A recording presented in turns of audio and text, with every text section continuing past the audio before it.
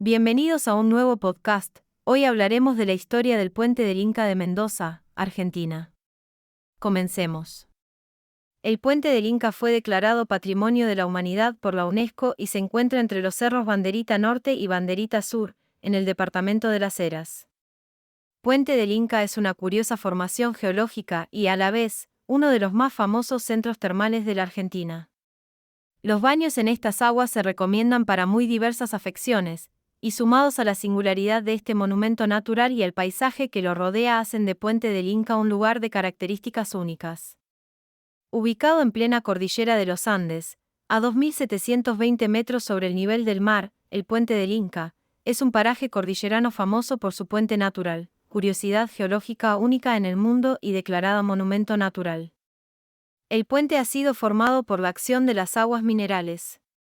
El caudal fluvial se abrió paso entre sedimentos depositados en el fondo de una artesa y luego cementado por las aguas termales. Estas dan a la zona su coloración de naranjas, amarillos y ocres, y a cualquier objeto que se coloque bajo ellas una dureza tal por la impregnación en sales minerales que adquiere una apariencia petrificada.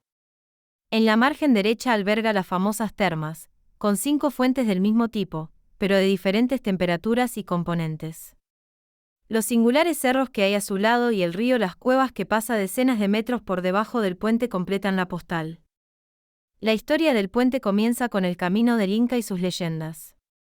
Se supone que era conocido y frecuentado por esta cultura a fin de aprovechar sus aguas con propiedades curativas.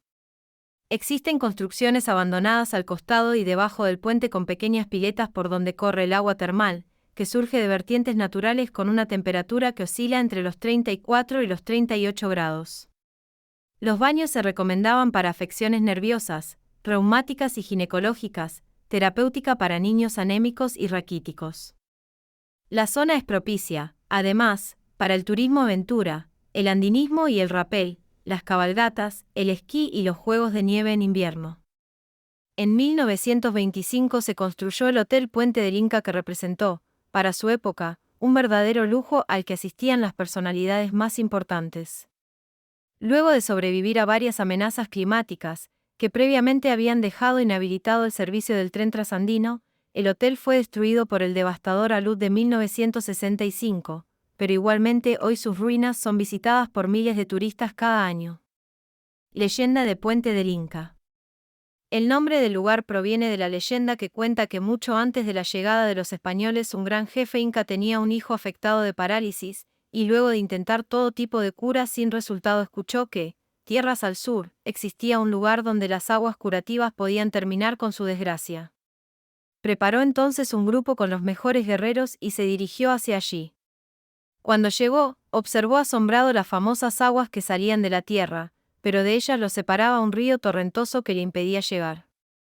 Sus guerreros, sin dudarlo, se abrazaron unos a otros formando un puente humano, y de ese modo llegaron hasta el otro lado. El Inca caminó por encima de sus espaldas con su hijo en brazos y llegó hasta la fuente donde encontró la ansiada cura. Cuando volvió su mirada atrás para agradecerles a sus guerreros, estos se habían petrificado y constituían ya lo que hoy conocemos como Puente del Inca.